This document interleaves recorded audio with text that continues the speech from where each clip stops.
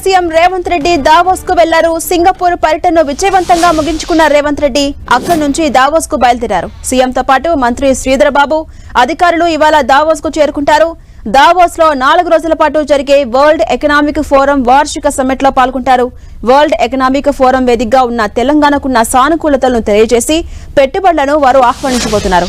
Singapore tour విజయవంతం కావడంతో Davos summit పై భారీగా అంచనాలు పెట్టుకుంది రేవంత్ టీం. సీఎం రేవంత్ రెడ్డితో పాటు మంత్రి శ్రీధర్ బాబు బృందం ఇవాల్టి దావోస్ లో జరగబోతున్న ప్రపంచ ఆర్థిక ఫోరం సమ్మిట్ లో పాల్గొంటుంది.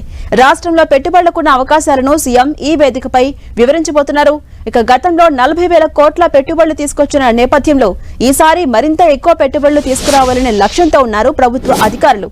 హైదరాబాద్ ను ఫ్యూచర్ సిటీగా ఫోకస్ చేయడంతో పాటు కొత్తగా తెచ్చిన క్లీన్ అండ్ గ్రీన్ ఎనర్జీ పాలసీని వివరించబోతున్నారు.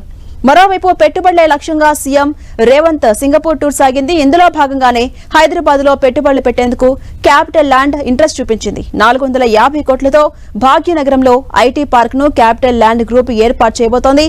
సీఎం రేవంత్ రెడ్డి సమక్షంలో క్యాపిటల్ ల్యాండ్ గ్రూప్ సంస్థ రాష్ట్ర ప్రభుత్వంతో ఎంఓయూ కుదుర్చుకుంది.